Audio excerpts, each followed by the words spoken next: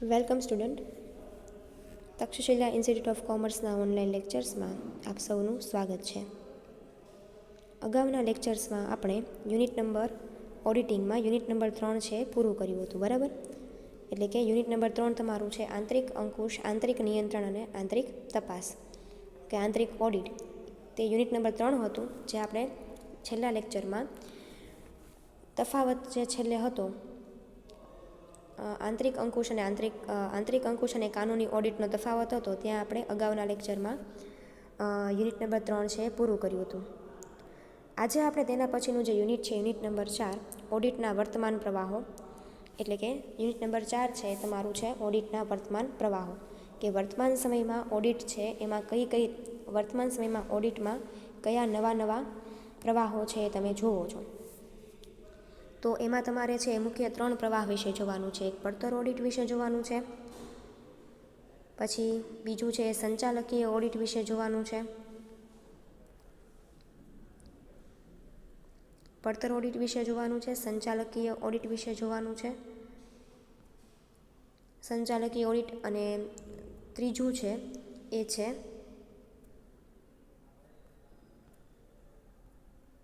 Computer આધારિત હિસાબોનું audit. આ 3 મુખ્ય પ્રવાહો છે, આ 3 મુખ્ય બાબતો છે જેના દ્વારા અત્યારે છે ઓડિટ કરવામાં આવે છે. તો આપણે આ મુખ્ય 3 પ્રવાહો વિશે તમારે આ યુનિટમાં છે જોવાનું છે. તો એમાંથી પહેલું જે છે આધુનિક ઓડિટના પ્રવાહોમાં પહેલું જે છે એ છે પડતર ઓડિટ. કે પડતર ઓડિટ છે એ કોને કહેવાય અને પડતર ઓડિટના હેતુઓ શું છે. એ ઓડિટના વર્તમાન પ્રવાહો એટલે શું? તો કે વર્તમાન સમયમાં ઓડિટમાં કઈ નવી પદ્ધતિઓનો ઉપયોગ છે એ કરવામાં આવે છે, કે કયા નવી પદ્ધતિઓ દ્વારા આપણે ઓડિટ છે અત્યારે વર્તમાન સમયમાં કરીએ છીએ. તો ઓડિટના વર્તમાન પ્રવાહોમાં પહેલો પ્રવાહ છે એ છે પડતર ઓડિટ. પડતર ઓડિટ કોને કહેવાય, પડતર ઓડિટનો અર્થ અને તેની વ્યાખ્યા, પડતર ઓડિટના હેતુઓ, પડતર ઓડિટ અને નાણાકીય ઓડિટ વચ્ચેનો તફાવત અને પડતર ઓડિટના ફાયદા અને મર્યાદા. આટલા ટોપિક છે તમારે યુનિટમાં આ ટોપિકમાં જોવાના છે, કે પડતર ઓડિટનો અર્થ શું થાય, પડતર ઓડિટની વ્યાખ્યા, પડતર ઓડિટના હેતુઓ, પડતર ઓડિટ અને નાણાકીય ઓડિટ વચ્ચેનો તફાવત, અને પડતર ઓડિટના ફાયદા અને મર્યાદા.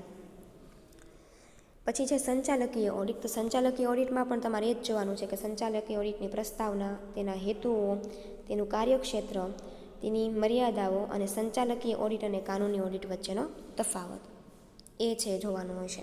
અને કમ્પ્યુટર આધારિત ઓડિટમાં પણ એવી જ રીતે તેનો અર્થ છે અને થોડુંક એમાં નવું છે એ આપણે જોઈશું. તો આપણે શરૂઆત કરીએ પડતર ઓડિટથી. પડતર ઓડિટનો અર્થ શું થાય અને પડતર ઓડિટના હેતુઓ વિશે આજે આપણે જોઈએ. તો પડતર ઓડિટ કોને કહેવાય? તો કે તેનો અર્થ અને તેની વ્યાખ્યા સૌથી પહેલાં આપણે જોઈએ. સીમા એટલે કે CIMA ના મત અનુસાર પડતર ઓડિટ એટલે પડતર હિસાબોની ખરાઈની તપાસ અને પડતર હિસાબી યોજના માટે ઉપયોગી થઈ પડે તેવું ઓડિટ. એટલે કે પડતર જેટલી તમારા ધંધામાં તમે આખા વર્ષ દરમિયાન કોઈ પણ વસ્તુના ઉત્પાદન પાછળ જેટલી તમારી પડતર કે જેટલો તમારો ખર્ચ થતો હોય, પડતર એટલે એક પ્રકારે શું થાય? તમારો ખર્ચ, કે તમારો જેટલો ખર્ચ થાય છે એ ખર્ચની તપાસ કરવા માટેની પદ્ધતિ, એટલે એને શું કહેવાય? પડતર ઓડિટ કહેવાય છે. એટલે કે પડતર હિસાબોની ખરાઈ, તમારા ધંધામાં જેટલા પ્રમાણમાં ખર્ચ થાય છે એ ખર્ચના હિસાબોની ખરાઈ કરવા માટેનું ઓડિટ, અને એ ખરાઈ કરવા માટેની એક આખી યોજના, એટલે એને શું કહેવાય? પડતર ઓડિટ કહેવાય છે. પડતર એટલે કાંઈ નથી, પડતર એટલે એક પ્રકારે તમારા ધંધામાં તમે વસ્તુ ઉત્પાદન કરવા માટે જે કાંઈ પણ ખર્ચ કરો છો એ ખર્ચની બીજા અર્થમાં આપણે પડતર કહીએ છીએ. ICWA ના મત પ્રમાણે કાયદાકીય પડતર ઓડિટ એટલે ભારત સરકાર દ્વારા પડતરના હિસાબી અહેવાલોના મૂલ્યાંકન માટે, તપાસ માટે રજૂ થયેલું ઓડિટ, અને તેની વ્યવસ્થા અને ચોક્કસ ઔદ્યોગિક સાહસ માટે વધારાની માહિતી ઉમેરીને જાળવવામાં આવે તે હેતુથી કરાયેલું ઓડિટ. હવે ICWA એટલે કે એક પ્રકારે અકાઉન્ટન્ટની એક સંસ્થા છે. જેમ સીમા છે, chartered accountant institute and management, એ સીમા છે જેનું ફૂલ ફોર્મ છે. તો એ જ રીતે ICWA છે એ પણ ઓડિટ માટેની એક સંસ્થા છે, કે જેના દ્વારા પડતર ઓડિટની વ્યાખ્યા છે આપણને આપવામાં આવી છે. તો પડતર ઓડિટ કોને કહેવાય? તો કે પડતર ઓડિટ એટલે ભારત સરકાર દ્વારા પડતરના હિસાબી અહેવાલોના મૂલ્યાંકન માટે, તપાસ માટે રજૂ કરેલું ઓડિટ. એટલે કે ભારત સરકાર દ્વારા પડતરનું ઓડિટ કરવા માટે એક ચોક્કસ અહેવાલ છે આપવામાં આવ્યો હોય, એક ચોક્કસ પદ્ધતિ છે આપવામાં આવી હોય, તેના અનુસાર મૂલ્યાંકન અને તપાસ કરવા માટેનું જે કાંઈ પણ ઓડિટ હોય, જે કાંઈ પણ વ્યવસ્થા હોય, એને આપણે પડતર ઓડિટ છે એ કહીએ છીએ. અને ચોક્કસ ઔદ્યોગિક સાહસ માટે વધારાની માહિતી ઉમેરીને જાળવવામાં આવે તે હેતુથી રજૂ કરાયેલું ઓડિટ.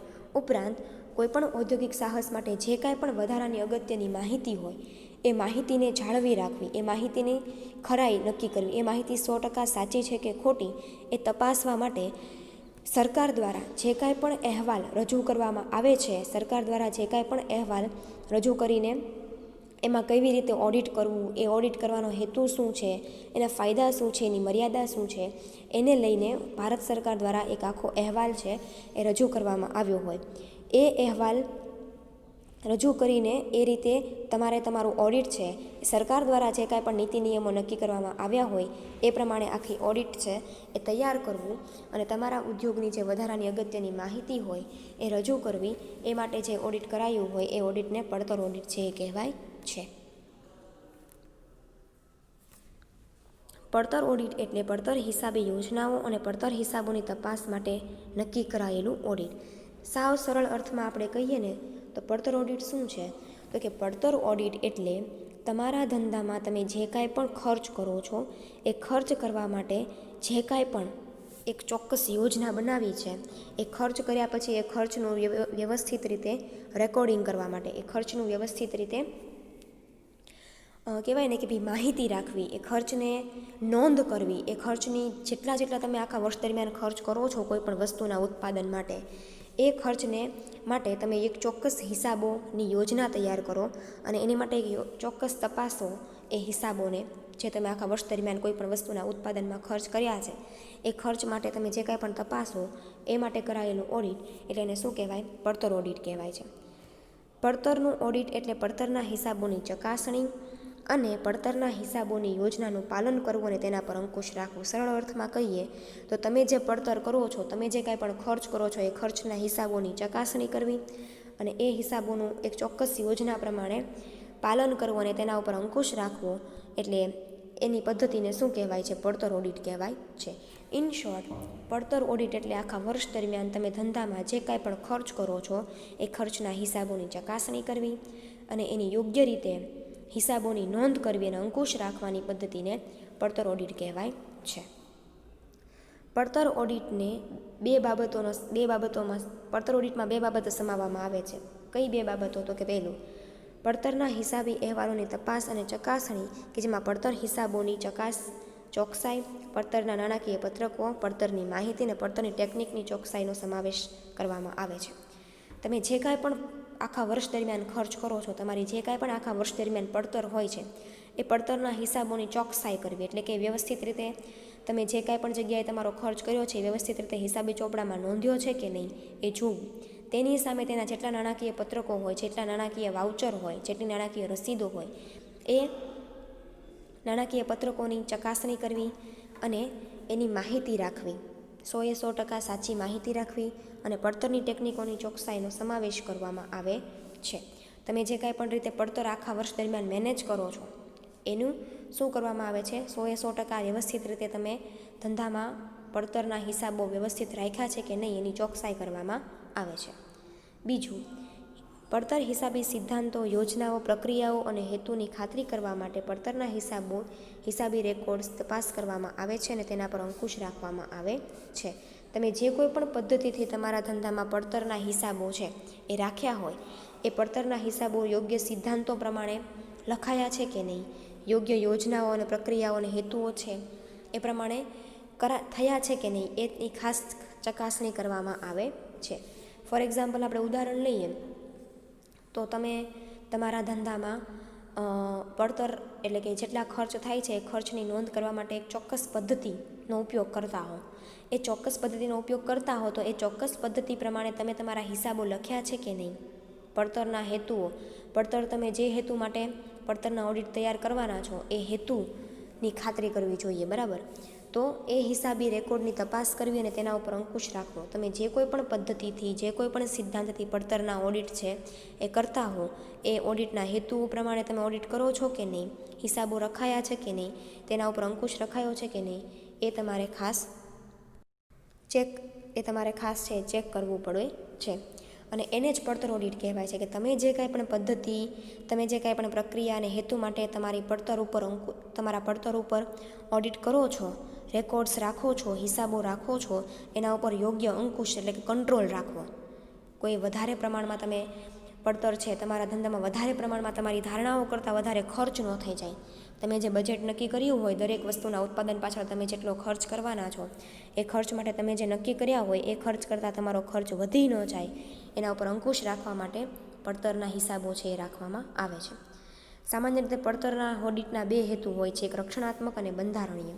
રક્ષણાત્મક એટલે શું કામ?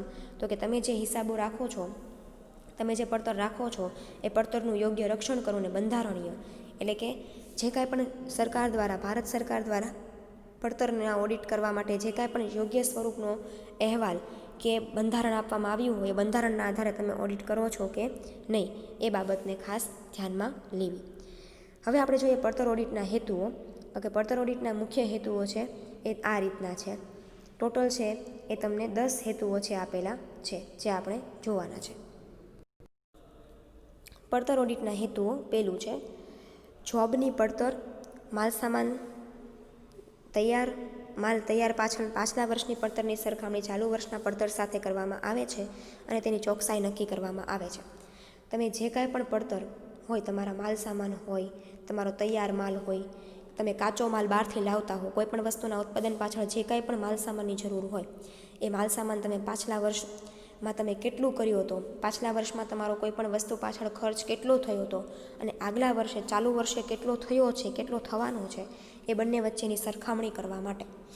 પાછલા વર્ષે તમારા કાચો માલ તમારા વસ્તુના ઉત્પાદન માટે તમારે પાછલા વર્ષમાં કેટલો કાચો માલ જોયો હતો અને આ વર્ષે તમારે કેટલો કાચો માલ જોશે, એ માટે ચોક્કસ કહેવાય ને એ સરખામણી કરવામાં આવે છે, પાછલા વર્ષની અને ચાલુ વર્ષની પડતરની સરખામણી માટે. બીજું, સંચાલકોને માહિતી માટે નાણાકીય પત્રકો સમયગાળા દરમિયાન ચોકસાઈ ભર્યા છે કે નહીં તે નક્કી કરવા માટે.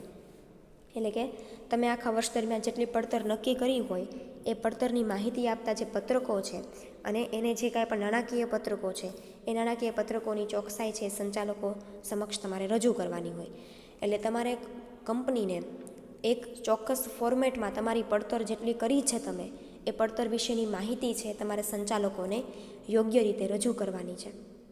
ત્રીજું, ઉત્પાદન પ્રક્રિયાનું એવી રીતે મૂલ્યાંકન કરવામાં આવે છે કે જેથી કઈ વિગતો નફાકારક છે અને કઈ વિગતો નફાકારક નથી તે શોધવા માટે.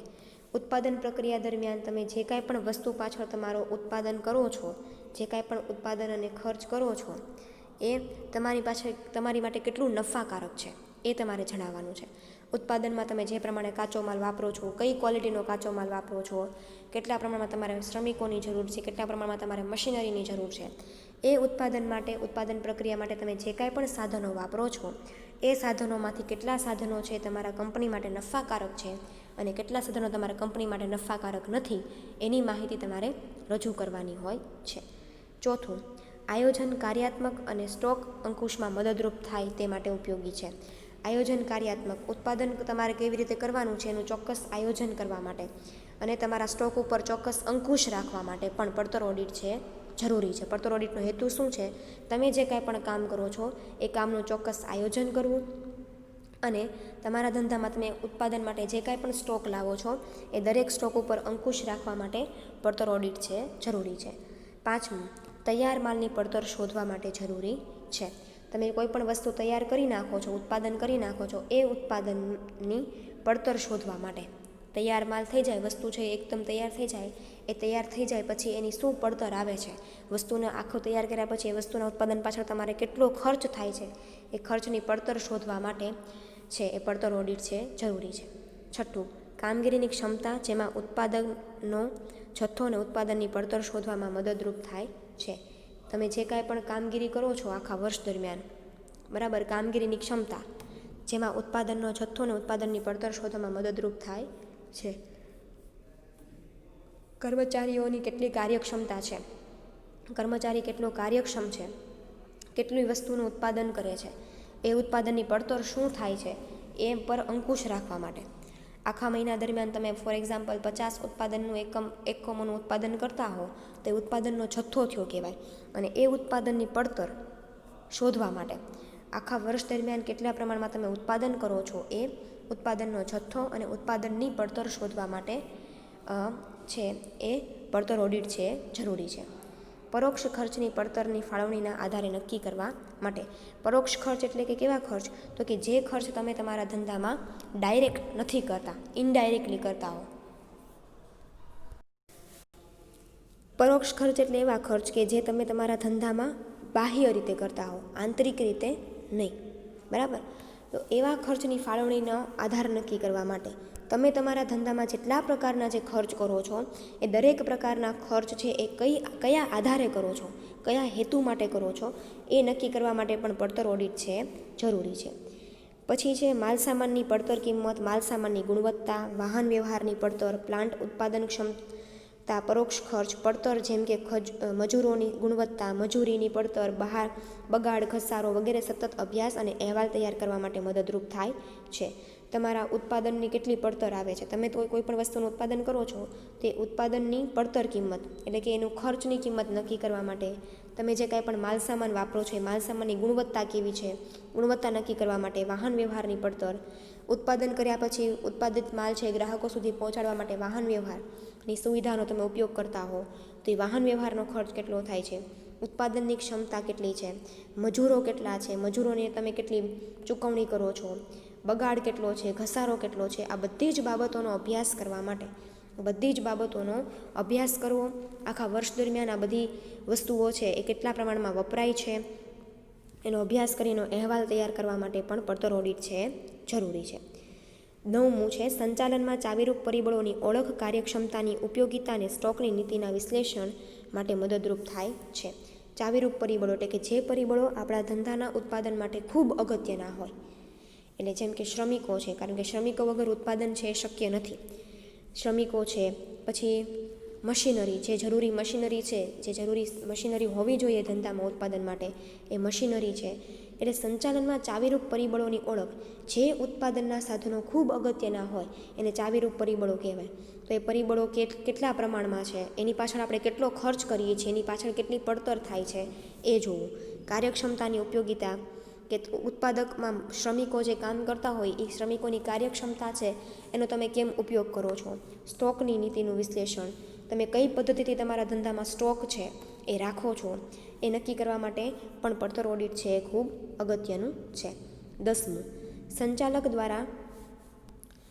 દ્વારા પડતર હિસાબી યોજનાઓ માટે જે હેતુ નક્કી થયા છે તેની ખાતરી કરવા માટે તેમજ પડતર હિસાબી પદ્ધતિ જે ઉપયોગમાં લેવાતી હોય તેની ચોકસાઈ કરવા માટે. તમારા ધંધામાં તમે જે કાંઈ પણ હિસાબો તૈયાર કરો છો એ હિસાબોનો હેતુ નક્કી કરવા માટે પડતર હિસાબી યોજના માટે જે હેતુ નક્કી થયો હોય તેની ખાતરી કરવાની.